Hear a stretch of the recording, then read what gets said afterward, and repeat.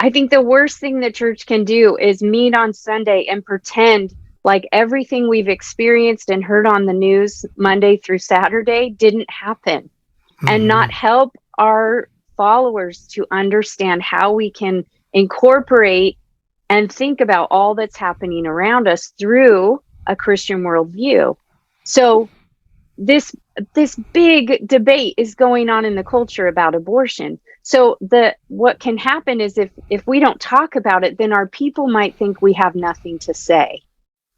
But what I can tell you too about working with young people, and when I've gone around and spoken with young people or women on this topic of what it even means to be human, I can tell you that the majority of people I talk to have never been taught, even from the pulpit, like, what does that mean to be made in the image of God?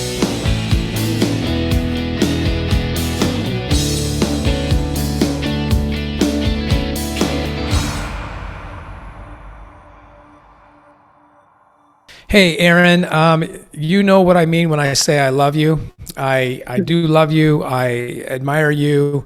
We're not going to go over our life history together. But for our listeners, you can look back at some other podcasts and listen to Erin. So the context here, Erin, is we are both Christian people.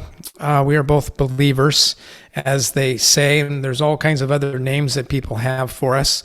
And some of those are fine, and others of those we would probably push back on. But one of the things I've been thinking about lately, and I've been guilty of this myself, and this message, this first part of the message, the way I want to kick off this podcast is I want to talk to pastors just for a minute. And this podcast is not for pastors. It is for learners and leaders from all walks of life, regardless of where you're at. I would like you to engage with this. I would like to challenge you to try to engage with this with your mind and your logic. Your emotion's fine, but don't lead with your emotion is what I would ask. So when us pastors, when we get up to the pulpit and we're going to talk about a difficult subject, have you ever noticed that we spend the first minute, 2 minutes, 3 minutes, even 5 minutes apologizing for even why we're bringing up the topic?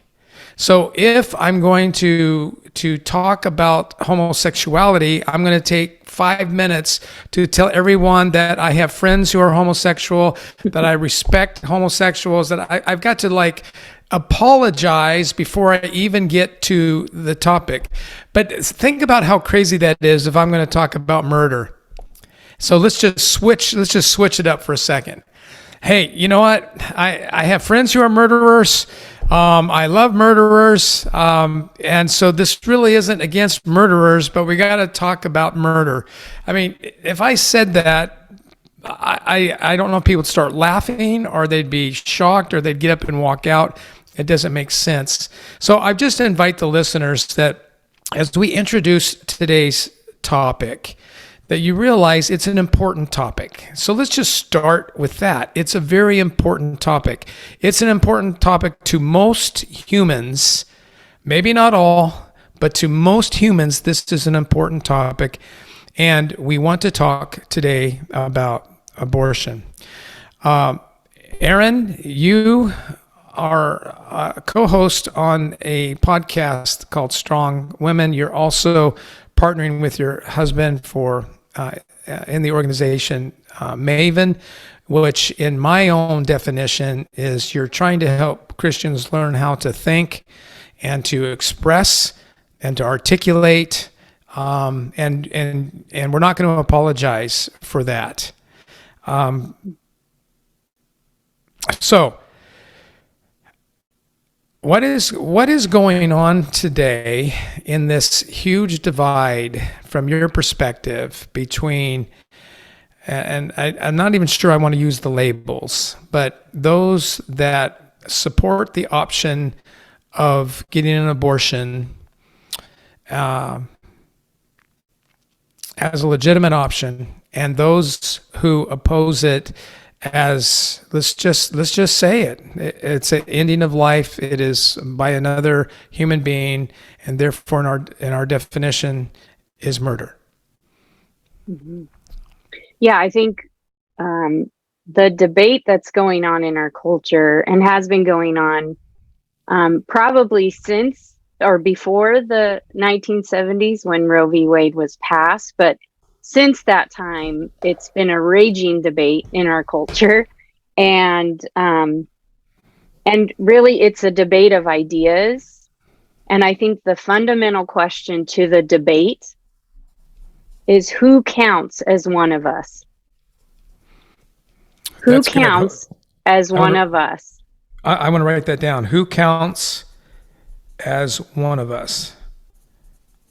And That's really this is a good. debate that's been going on in every culture, in every time, and every place, right? And I mean, the most frequently used example that I think people just can, because they have some knowledge in and understand, is Nazi Germany during World War II. Who counts as one of us? Well, Jews don't, frankly. Blacks don't. Christians don't. And so they had a solution for the people that, quote, don't count as one of us. And so the way we answer this question, I give that example only because we can see the fallout if we answer that question by any other criteria other than the criteria that the Christian worldview offers, that every human counts as one of us because every human is made in the image of God, and therefore holds value and dignity simply because of who they were made by. And there isn't any other outside criteria that can disqualify us from being in this human belonging. So I think the worst thing the church can do is meet on Sunday and pretend like everything we've experienced and heard on the news Monday through Saturday didn't happen, and not help our followers to understand how we can incorporate and think about all that's happening around us through a Christian worldview. So this big debate is going on in the culture about abortion. So what can happen is if we don't talk about it, then our people might think we have nothing to say. But what I can tell you too about working with young people, and when I've gone around and spoken with young people or women on this topic of what it even means to be human, I can tell you that the majority of people I talk to have never been taught, even from the pulpit, like, what does that mean to be made in the image of God? Imago Dei, what does that mean? That's one of And the first then, topics. Yeah, that's one of the first topics that are taken on in Christian theology when you go to seminary.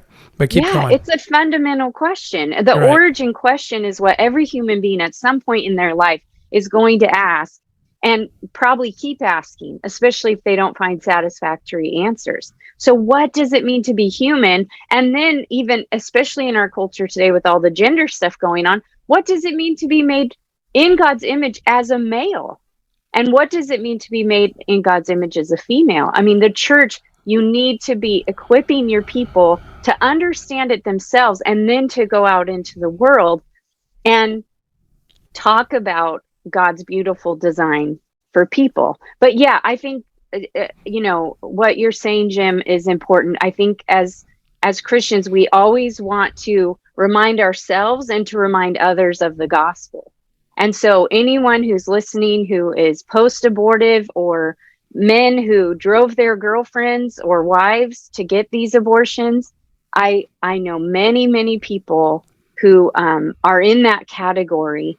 And if you're in that category and a Christian, you know the gospel, and you might need to remind yourself of that. And the gospel starts with, in the beginning. It doesn't start at the cross. It starts in the beginning. God created things really good. And then the second part is we sinned. We rebelled, and sin entered the world. And then the sin that entered the world makes itself known in all kinds of areas. And then, but that's not the end of the story. God provided a way for us to be reconciled back to Him. And He didn't provide the way by us having to be perfect or to really do anything. He provided the way through His Son, Jesus Christ. And what is required of us is to put our faith in him and to trust him. And then the Bible describes this miraculous thing that though our sins are like scarlet, they are made white as snow. And that is really good news for any of us who have lived a life like myself outside of God and outside of what he wanted. And so that's the good news. And sometimes we need to be reminded of that every day. And we definitely need to remind our friends and family members who were deceived about abortion, who were told lies, who believed lies about their unborn baby or themselves or whatever lies they believed. And then too, Jim, I think we need to be able to have an argument, again, in the true sense, in the debative sense of making a case for the second point of that. Abortion intentionally kills human beings. What is a human being? And so laying out kind of, now this is an argument that Stephen Schwartz lays out in his book, The Moral Question of Abortion, but it's called the SLED argument. And it's SLED. What's the name of that book again? What's the name of the book? The Moral Question of Abortion by Stephen Schwartz. Okay. So he lays out this argument and he gives this acronym of SLED to help us remember, SLED. Okay. And so the S is for size. And so he's going to make a case that the unborn are human beings, but simply have some insignificant differences. They have differences, but they aren't significant enough to disqualify them as one of us. So the first one is size. The unborn are smaller than a toddler, but a toddler is smaller than a teenager. And a teenager, well, my teenage boys are bigger than me, so that doesn't count. But, so we right. grow, right? And so we're all different sizes. I mean, my mother-in-law, who Jim, she's 4'9". She is a tiny human being. Yeah. Now, does her size make her this little Vietnamese woman, precious woman, is her value less than, say, a Shaquille O'Neal, who's like 7-something, just a freak of nature tall, right? Well, right. No, of course not. Of course not. A toddler is not less valuable simply because they're smaller than a teenager. So the size is the S of the SLED. The L is level of development. Again, the unborn is, yes, less developed than a newborn baby. But a newborn baby, again, is less developed than a toddler. Does that mean that the newborn baby has less rights than a toddler, a teenager, so on and so forth? The E in this acronym is environment. The unborn is in a different environment. Does our environment that we're in any way decrease or increase our value? Well, of course not. If we're driving in our car, if we're at home, if I'm in another country, my value as a human being stays the same no matter where I'm at. So yes, is there a difference that the unborn is inside the womb? Yes. But does this mean their value changes? Well, I don't think so. We don't apply this to anything else. And then the last one is degree of dependency. So the D in SLED is degree of dependency. Is the unborn dependent on the mother? Of course. No one argues that they aren't. Now, the pro-choice side will say, and they used to say this more, but now with ultrasound technology and all that we do know now about what happens in the womb, it's a little harder to argue. But their argument used to be that not only were they dependent on the mother, they were a body part of the mother. And so the mother could choose. We know that's not true now. Right. We know that, unborn babies have their own blood type, their own fingerprints, their own sex. I've had 5 kids. 2 of them were boys. In no way did it affect my gender when I was pregnant with my boys. We know that. But yes, are they dependent? Yes, of course. But does degree of dependency in any other case somehow lessen the value of a human being? Of course not.